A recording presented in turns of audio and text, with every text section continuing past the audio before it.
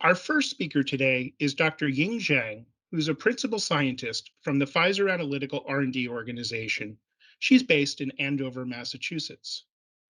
Dr. Zhang will discuss her experience and the experience of her colleagues evaluating the beta version of our newly released Waters Connect MAM application software. Her talk is entitled Streamlining and Accelerating Peptide Multi-Attribute Method, or MAM analysis, with a BioAccord MAM workflow to enhance product knowledge. Ying, please begin your talk.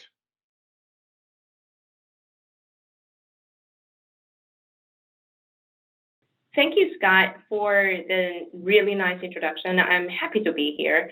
And as Scott mentioned, today I will be going through our evaluation of the BioAccord MAM workflow, focusing especially on the MAM app to really demonstrate how this whole workflow could help us to enhance product knowledge within Pfizer. So I would like to start with our bold statement that the Waters MAM app is very easy to navigate and has a very user-friendly interface. So to go over all of the details, I will start with the scope of the study and then go into a little bit detail of the evaluation of the MAM app, including processing method setup, attribute monitoring, new peak detection, and report capability.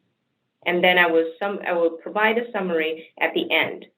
And through the entire process, I will be going through a lot of screenshots to really go step by step on how to set up the MAM app and how do we use it for product knowledge and process knowledge understanding. So the scope of this study is to evaluate MAM app as a complete MAM data analysis package, including all of the 4 sections that I just mentioned. And the criteria for this evaluation includes ease of use, accuracy of the measurement, and performance for a fast turnaround for data analysis. And for this evaluation, we utilized a Pfizer internal IgG2 monoclonal antibody. And that's because we used this MAB molecule to benchmark all of our new MAM workflows, including hardware and software. And this IgG2 MAB was thermally degraded at 40 degrees, and we picked T0 and T28.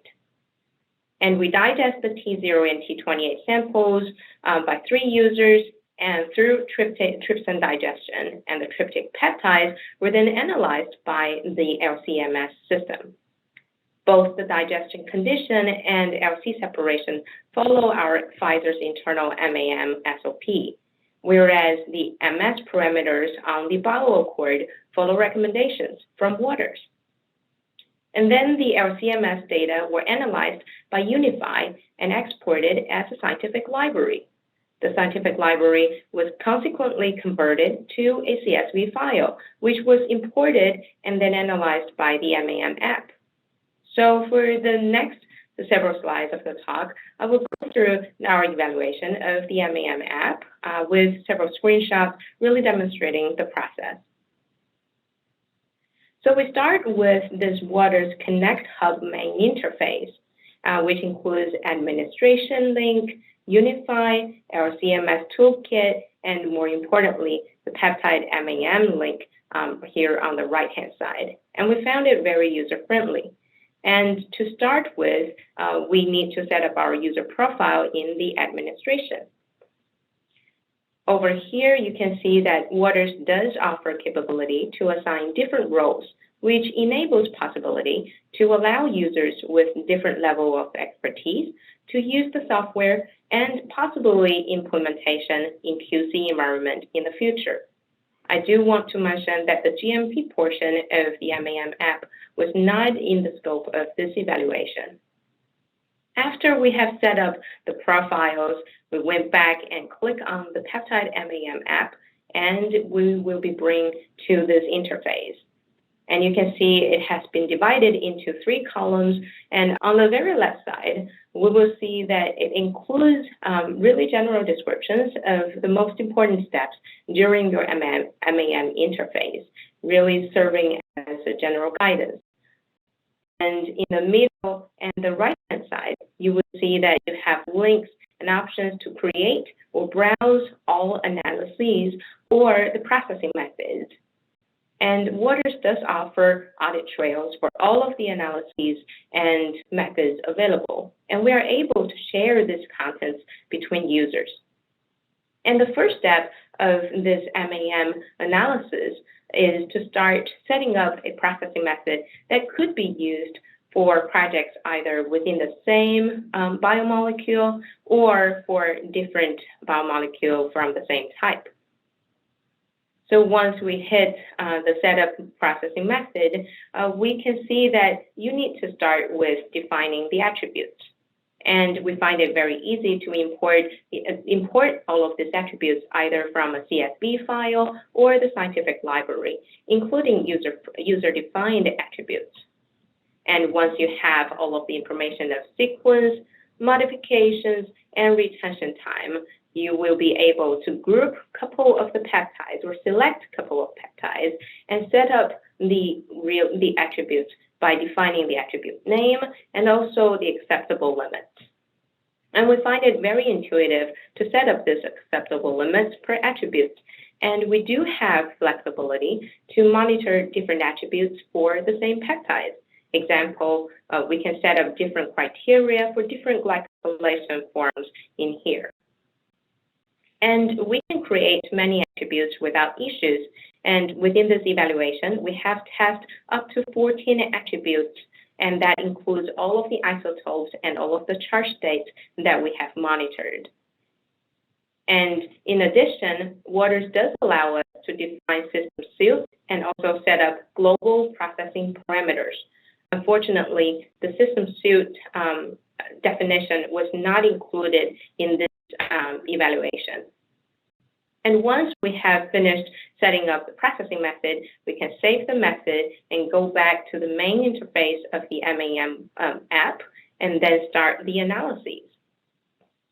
Once we selected the processing method, we will be able to select our samples or injections for the same study.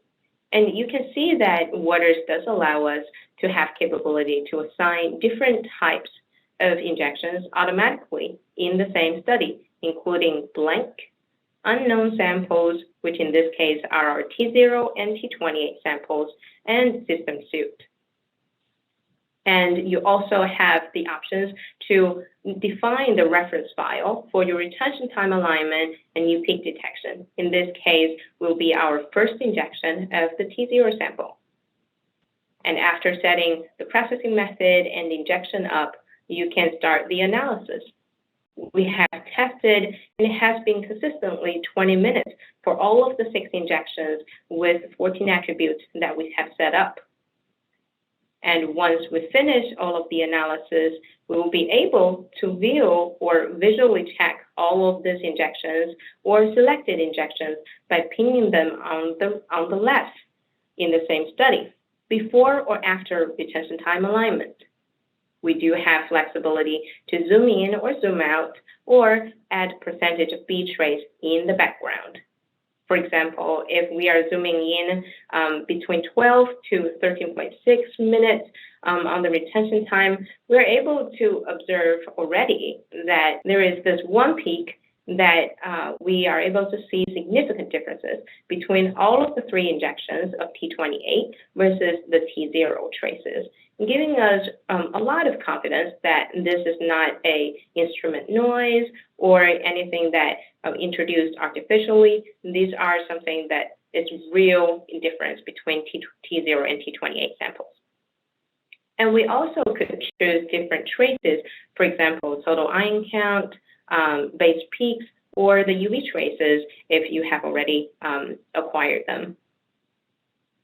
So once we have visually checked all of these injections before and after the retention time alignment, we will be going into the most important, or one of the most important part of MAM, which is monitored attributes. And you can see that you have flexibility of either viewing everything by attribute or by sample. We found the by attribute view very helpful because we will end up with these bar graphs for every single attribute that we have set up. On the x-axis are the sample numbers or injection numbers, and then on the y-axis are the percentage of modified for every single sample. And you can see this dotted line indicated the acceptable range, which are also spelled out on the bottom of every bar graph. And we find this bar graph extremely useful, user-friendly and useful because it shows consistency between replicates. And you can visually check all of these, and that really adds a lot of confidence to our assignment.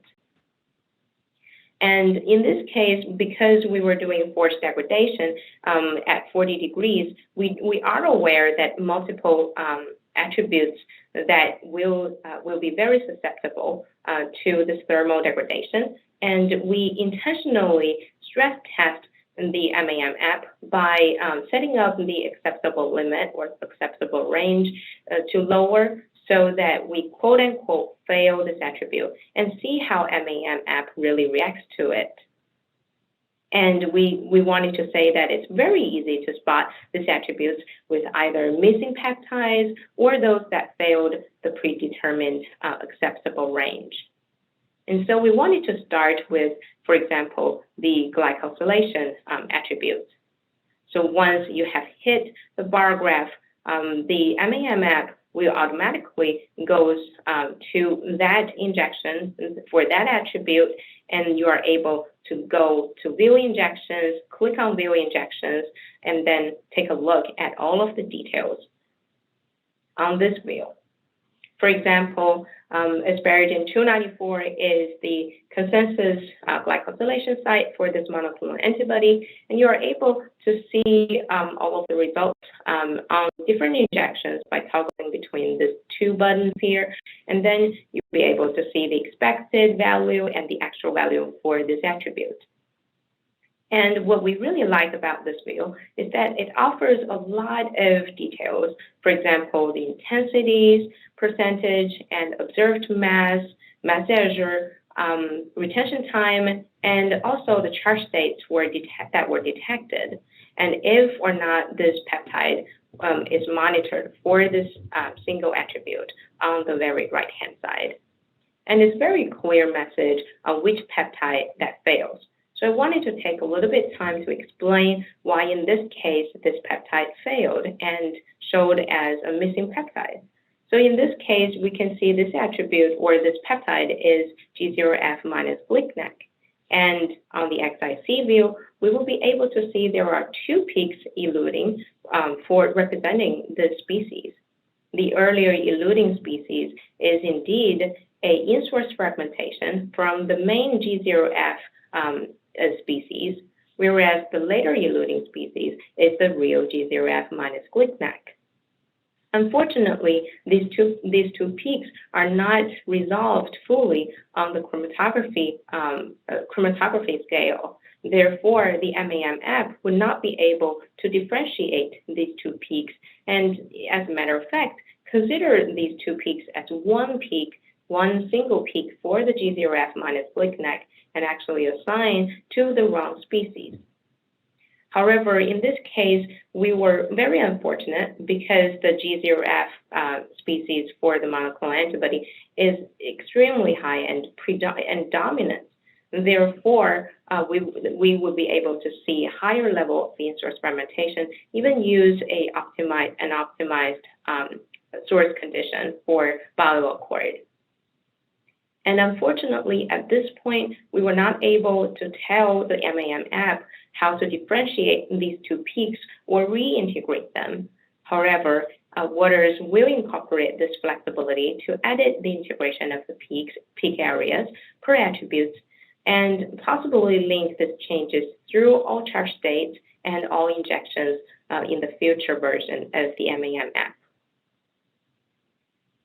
So now we would like to go back to the asparagine 322 And again, like I mentioned, this is a thermally degraded material at 28 days, and we are aware of this asparagine 322 being susceptible to higher level of deamidation after 28 days. And we intentionally set up this acceptable range lower at 0 to 5% to quote-unquote fail this attribute to test the robustness of this MAM app. And we can see that the MAM app does really alarming us with this orange bar and also alarming signal showing that this attribute, asparagine 322 deamidation, failed the acceptable range or outside of the acceptable range by about 10%. And again, you are able to go into view injections for more details if you want it. So in all, we wanted to say that we are very pleased with the monitored attributes portion of the MAM app. And I'm tabulating here that for the MAM app, really comparing all of the percentage of modification per attributes compared to our in-house MAM data. And we wanted to say that the preliminary data really show comparable levels for all of the attributes. So now I wanted to switch gear and talk about another very important aspect of MAM, new peak detection. Also will be referred to as MPD for the rest of the talk. And we wanted to say that we found this new peak detection interface extremely intuitive and user-friendly. And we are able to edit the detection criteria and all of these changes will be updated automatically. What is most important is that this MPD portion of the MAM app is linked directly to attribute monitoring, including all of the peptides. And I will have a great example in the next slide showing why this is very important to us. Another thing about MPD is that the same peaks over here with different charge states are grouped together into one new peak. And I wanted to really emphasize that if you have the same neutral mass, however, with different retention time, those will be considered as separate new peaks. So you're not losing any information, for example, for isoaspartic acid. Last but not least, we really find this distribution of new peaks view in the middle extremely useful. We can see that because we have the first injection of T0 sample set up as our reference sample for a reference injection for the new peak detection, we see 0 new peaks within all of the T0 samples, but all of the 9 new peaks over here, all of the 9 new peaks were observed in every single T28 sample, really offered us more confidence that all of these new peaks are real. And what exactly are all of these new peaks? We were able to identify them through investigation and see all of these are essentially modifications on the FC region, except one of them is the ASP isomerization on the light chain conserved area. But these are more new peaks that compared to what we have currently in-house for the new peak detection. But more importantly, like I mentioned, Waters MAM app, the new peak detection portion is linked to the attribute monitoring portion. So for example, this unmodified N-terminal Q peptide is not observed as a new peak in Waters MAM app because we have already included the peptide attribute for monitoring. And that is extremely important moving forward for the MAM. Last but not least, we wanted to mention that the new peak detection also functions well for low-level peaks. For example, this peak 6425, we can already see that it is at extremely low level from the XIC view. However, the mass spectrum is very decent, and it does have an adequate isotopic pattern. Therefore, we wanted to mention that MPD really shows no obvious false positives, such as spurious peaks during our evaluation, even using the default settings recommended from Waters or a lower setting with a lower threshold. And in the last, we can see that the report of the MAM app really includes all of the important information. For example, it offers the audit trail information for both the analyses and processing methods. And also, it shows within the attribute monitoring list, either the peptide is absent or present, or if you can see any of the attributes that were outside of the acceptable limits. In the end, you have the new peaks that were either confirmed or awaiting for review. So in summary, we evaluated Waters MAM app as a software package to analyze MAM data acquired on BioAccord, and these data were compared to those obtained historically in-house. Our general impression is that the Waters MAM app is very easy to navigate and user-friendly. In addition, Waters is willing to work with us to improve flexibility for multiple features. And all attributes monitored showed comparable levels to in-house historical data. And the bar graphs we have shown really enabled a quick approach to view all attributes in all injections. Furthermore, Waters MAM app shows high competency in MPD as it defines more new peaks with no obvious false positives. And more importantly, MPD is linked to attribute monitoring to exclude attributes that are already defined. Last but not least, Waters MAM app report includes all expected information. So in the end, I would like to acknowledge people who are involved with this evaluation, the Pfizer MAM team, especially Kristen, who has been doing this evaluation with me, and Matt and Jason for all of their guidances. And also folks from Waters who helped significantly over this evaluation, especially Wei Bin, Mike, John, Nilini, Henry, and Inching. In the end, I would like to thank you for your attention, and I would like to take any questions.